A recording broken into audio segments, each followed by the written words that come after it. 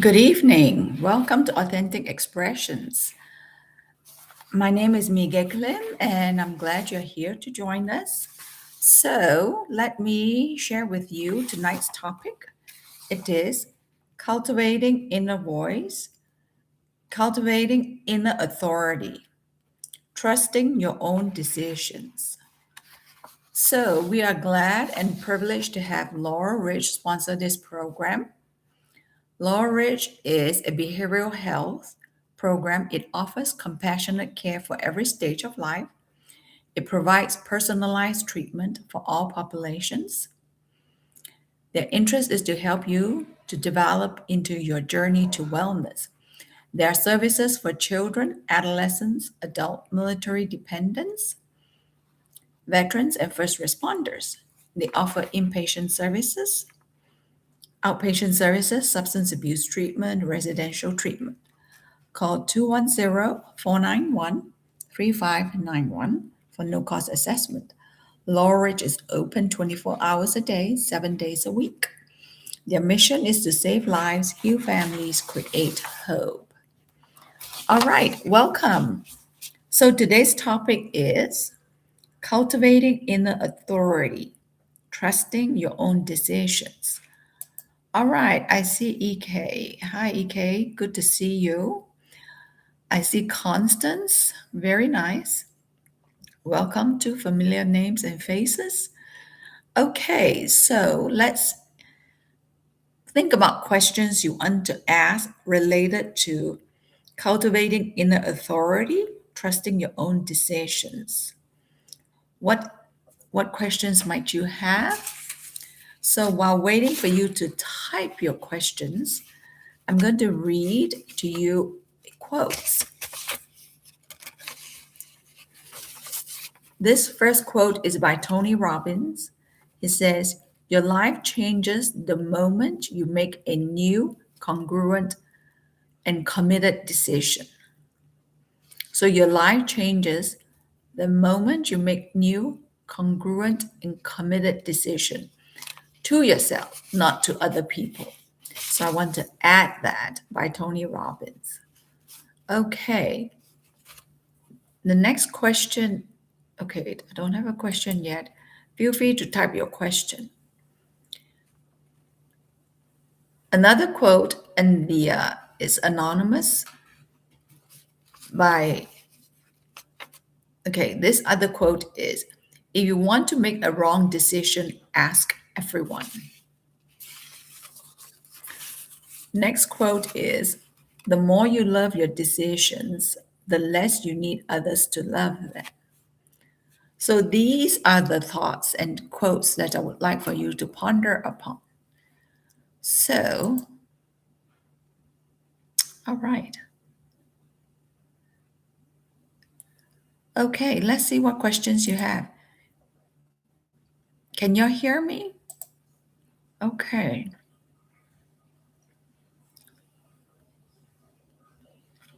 Let's hear your questions. Hopefully more will join in as we move on. Okay, clear. This is my second live session in a row. Awesome. So what questions might you have related to cultivating inner authority, trusting your own decisions? So in trusting your own decisions, think about eliminating self-doubt and including what? So you take out self-doubt, but what do you want to include? You want to include being congruent. You want to include being true to your inner voice. And you want to include following your intuition. So these are the things that you want to think about. All right. Well, be sure to type your questions. I'm looking for questions to respond to. So right now we have EK, welcome. We have Constance, welcome. We have Kalia, welcome. So let me hear your questions as to how I can answer that. The other thought about cultivating your inner voice, your inner authority, so that you can make your own decisions, is to empower yourself to make decisions that are always true to you. Okay, Constance says, I'm currently deconstructing previous religious beliefs, especially pertaining to authority given to men over women. How can I have conversation with others about this, especially if they don't agree? All right, what a great question. Yes, I'm glad you're thinking and evaluating and critiquing the religious beliefs you embrace. Not just religious beliefs, but also financial beliefs or beliefs about gender, beliefs about race, beliefs about family obligations. These are the things you want to reconstruct and not just blindly believe. So, how can you have conversations with others regarding this? I think how you act is more powerful than what you want to discuss with others. When you discuss with others, they want to challenge you, they want to change your mind, they want to disagree with you, they want to put questions in there to cause self doubt. What is important is that if you believe it, then you need to act it because your action will speak volumes rather than just hover over your words and try to convince other people. Like I said in the quote earlier, let me see. The more you love your decisions, the less you need others to love them. So the more you stick to your decisions, then others will follow. Because if you go back and forth in discussion, trying to convince people to see your point of view, people will choose not to see that. So it's important that you act in the way that is consistent with your belief rather than beg and cajole other people to believe your thoughts and to support you. So you act congruently to what you believe, and then others will follow. All right, EK has a question. How do you stay true to your decisions when it could financially impact your family? Okay, another good question. So, how do you stay true to your decisions? So, when you make decisions, you should think about the values that guide the decision. What are your values, and how do these values help you make effective decisions? The more your decisions should be based on your values, your philosophy in life, and how you want to impact other people. So don't just make decisions based on a case by case basis. Your financial decisions should be based on what values you have. Your first value is to honor yourself, to take care of yourself, honor yourself, respect yourself, be congruent with how you make financial decisions. Are you living within the budget? Are you committed to giving to yourself first and then giving to other people or giving to charity? So you need to have what do I want to say, a percentage or a formula as to if you're going to help, you should have some percentage, some guidance as to, you know, how much you want to help people and how much they are helping themselves. So when you have values, you need to solidify your values, be clear about your values rather than flounder about your values. So are your values based on trusting yourself, honoring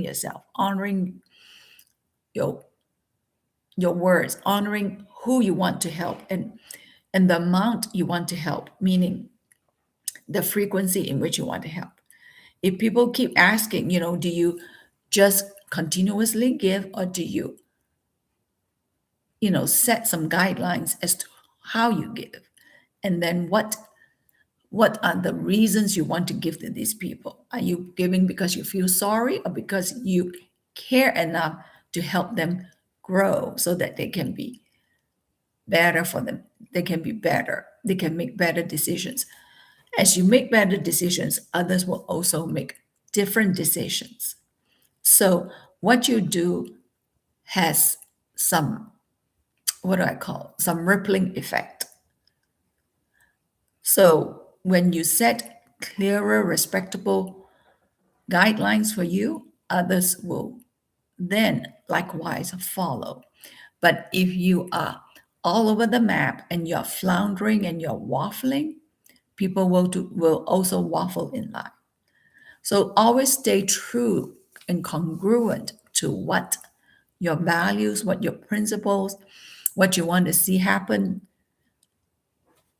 in giving and in making financial decisions.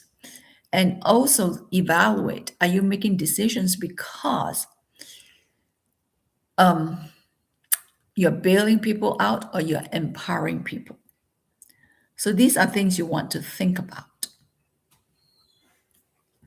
All right, Kalia goes, is my hesitation to allow people rooted in past experiences, perfectionism, or wanting approval? Okay, let me see if I can understand this a little bit better. Is my hesitation to allow in people rooted in past experiences, perfectionism, or wanting approval? Okay, if you can clarify that question, I can answer that better. So you don't want to allow people in because of approval. So if you can clarify that question, then I can answer that better, Kalia. So Victoria says, my daughter constantly asks me for money. I finally told her no. How can I demonstrate my authority consistently without pushing my daughter away? So remember, those are two different decisions.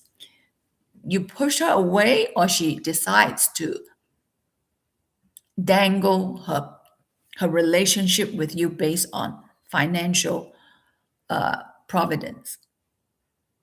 So, do you really have a relationship with her, or do you have a relationship based on, if you give me this, I will give you that.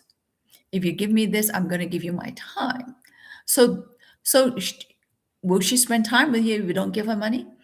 So you have to think about that. What is the solid foundation of the relationship? If you are the one who is constantly doling out, it's not a relationship. You're just a good, bank that has a bottomless pit. So think about, the foundation of your relationship in which she is built. Are you also being held hostage by her when she goes, well, you're not supporting me, you're not giving so why would I want to spend time with you? To me, that's a hostage situation. If you don't give me my bribe, you don't give me my whatever I asked for, then I'm going to do something. So you have to stand back and think about the relationship and how it is delivered, what it is built upon. So whenever people ask for this, if you give me this, I will give you that. Then it's a very bartering system. It's not based on true values of care and concern about the relationship. So EK has a question that says, what if your values and beliefs are in opposition of your spouse? That is an awesome question. So it's going to help get me to scratch my head again, EK. So what if the values and beliefs are in opposition of your spouse? So if you think about that, when this is a head-butting experience, one of you is growing and one of you is not growing. If this is a head-butting behavior related to finances, then think about other areas that is a head-butting experience. So is it about parenting too? Is it about, how things are done during the holidays? So whenever people disagree, there may be other issues. So you have to think, okay, step back and look at the larger picture. You're both are disagreeing about financial issues, but is it truly financial or is it truly about how your values differ, how your values have always differed. And then when you make decisions, is it based on bailing people out or is it based on helping them grow? So if you are in disagreement, is she more about helping them grow or is she more about bailing them out? Is she more about feeling sorry for the children or is she more about helping them make wiser decisions? Sometimes the more you step back, then people get to make decisions that are in their best interest. The more decisions you make based on feeling sorry, you don't have a relationship. You just have a relationship that is based on pity. The more you pity a person, that means you disrespect them. So these are the things you want to think about. So it's more than just a financial decision. In respecting a person, you trust them to make decisions that are good for them. And for them to make decisions that are good for them, you have to make decisions that's good for you because children model what they see. If you're constantly helping your children out, your brothers and sisters out, your neighbors out, then you're teaching your children to make decisions out of feeling sorry for people rather than trusting people to make decisions. So it's a bigger picture rather than just a financial decision. All right, Constance, that is so true. Considering most people that I explain this to is not actually affected by my decisions, and I'm not affected by theirs. So it's really just their belief versus mine. Yes, it's just a debate. It's not an action. So whenever you want to act and you have made changes about your religious values, just act on it. You don't have to explain, you don't have to re explain, you don't have to double explain. Just live your values. So those are important. All right, how can I maintain my own boundaries without getting angry? Without getting angry. All right. So maybe some clarity would help. So how can you maintain your own boundaries without getting angry? So, whenever you maintain boundaries, remember, don't let people sway you. But what I'm hearing here, Constance, is you allow people to sway you and then you get angry. So, whenever you respect yourself, you honor yourself, then you set clear boundaries that are firm in your best interest. And you also want to think about walking away when people keep bumping into your boundaries and they keep violating it.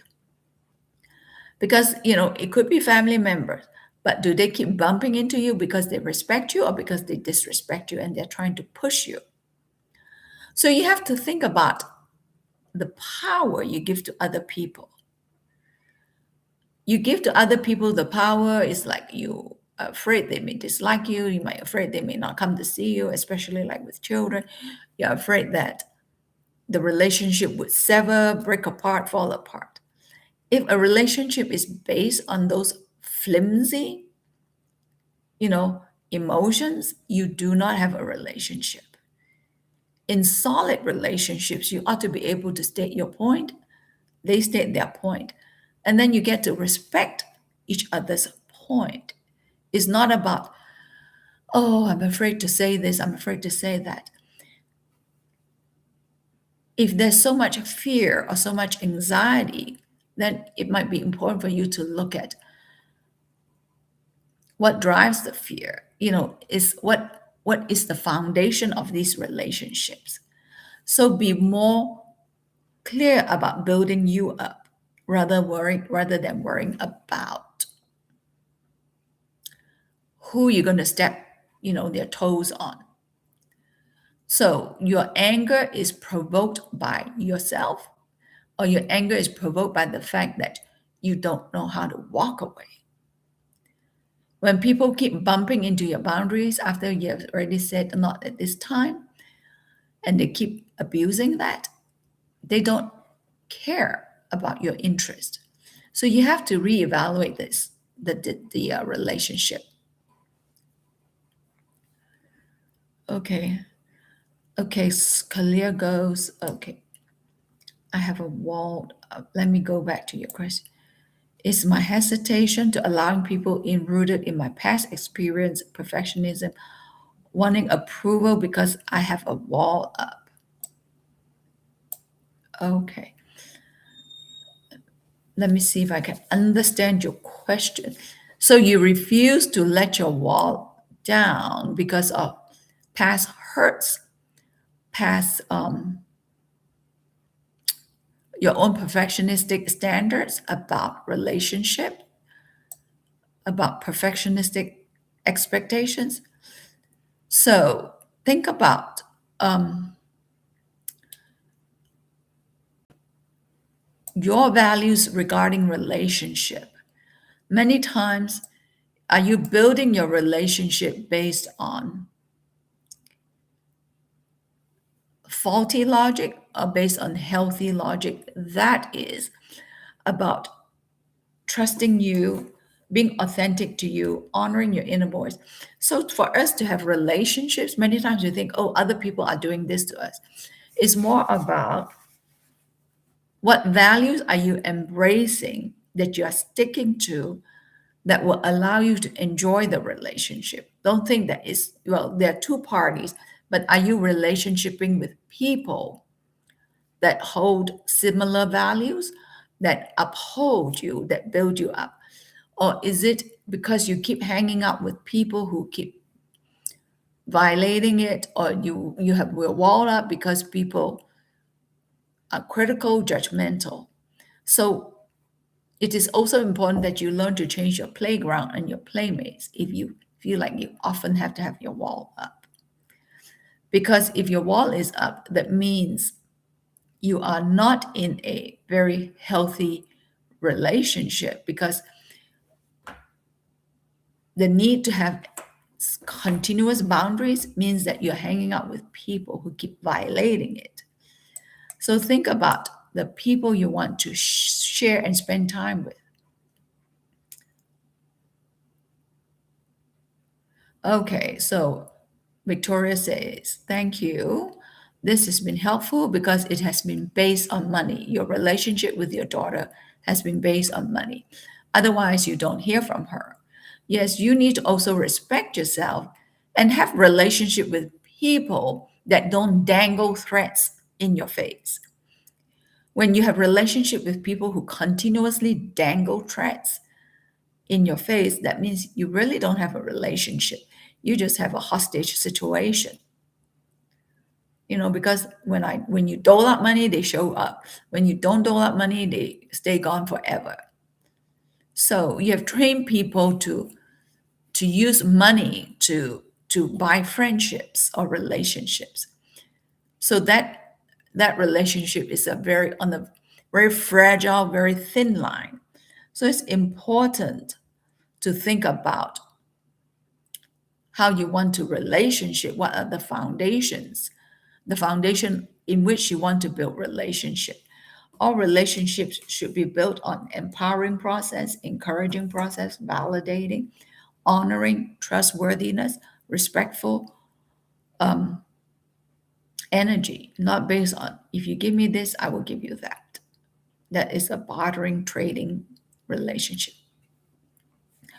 All right, Kalia says, how can I allow others in without fear of judgment or being hurt again? Very good question. Okay, again, think about the playground, the playmates in which you keep entering into. If you keep entering into a dark alley, chances of being hurt and mugged is very high. If you keep entering in relationships where you fear judgment might occur or being hurt again, so are those the kind of people you want to keep hanging out with? So how are you building authority? How are you making decisions that's going to be in your best interest? So you want to empower yourself. Others people hurt you. Well, did you learn from it so that you can express yourself in those relationships? You also want to trust yourself. Once you see that people hurt you, they keep violating your space, keep disrespecting those values you embrace, and you keep hanging out with them, that is also unhealthy for you. So what are you doing to help you stay true to you rather than keep bumping into those situations and then think about how to fix it? So you want to fix on the front end. Don't just keep fixing on the back end of repeatedly being hurt, being bruised, and being deflated. All right. So Constance says, think about the power you give to other people. Very enlightening. Thank you. Yes, you want to claim your power. You give a lot of power away. A lot of people give a lot of power away. And I go, why is there a need to keep giving your power away? You want to empower yourself, to respect you, to honor you. Life is not about selling yourself short. It is about filling your tank and doing what is true to you. And then that will help you cultivate inner voice, inner authority. So, all right, live your values, good advice. Yes, whatever decision you make, it should be driven by values and principles. So don't make decisions based on a case by case basis. So your values of self respect, the values of keeping a promise that you made and sticking to it rather than just waffling all over the place. Be clear about how you want to honor yourself, how you want to stay true to you, rather than cave in your inner voice and just swallow it and change it based on what your parents want, what your children want, what your friends want, because that is not cultivating inner authority. That is just a lot of waffling behavior. Change your playground and your playmates. Yes, yes, yes. Learn to walk away. Learn to not even answer the same question repeatedly. Because if people don't have hearing problems, they hurt you. They choose not to hear you. So if you want to re explain, double explain, triple explain, that is unnecessary. You think, oh, maybe they didn't hear you. Well, they did hear you. They choose not to listen and comply with it. So you have to think about showing and being true to yourself rather than just waffling all the time. So our time is about to come to an end. So I'm going to read you this quote. The more you love your decisions, the less you need others to love them. So let me read it again. The more you love your decisions, the less you need others to love them.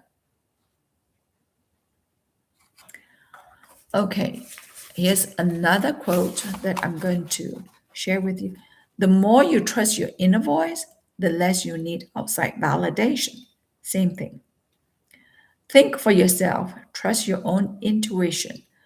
Another's mind isn't walking in your journey. You are the only one walking in your journey. So, thank you so much for joining today's session. So, next week, the session will be on the courage to be yourself. Isn't standing out instead of fitting in. So, learn to stand out rather than just fit in. Thank you so much. Again, this live stream is sponsored by Laurel Ridge. They provide a lot of services for children, adolescents, military dependents, active duty service members, veterans. So call 210-491-3591.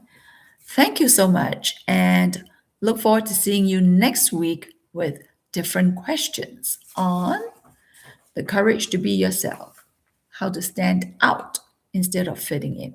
Have an awesome week.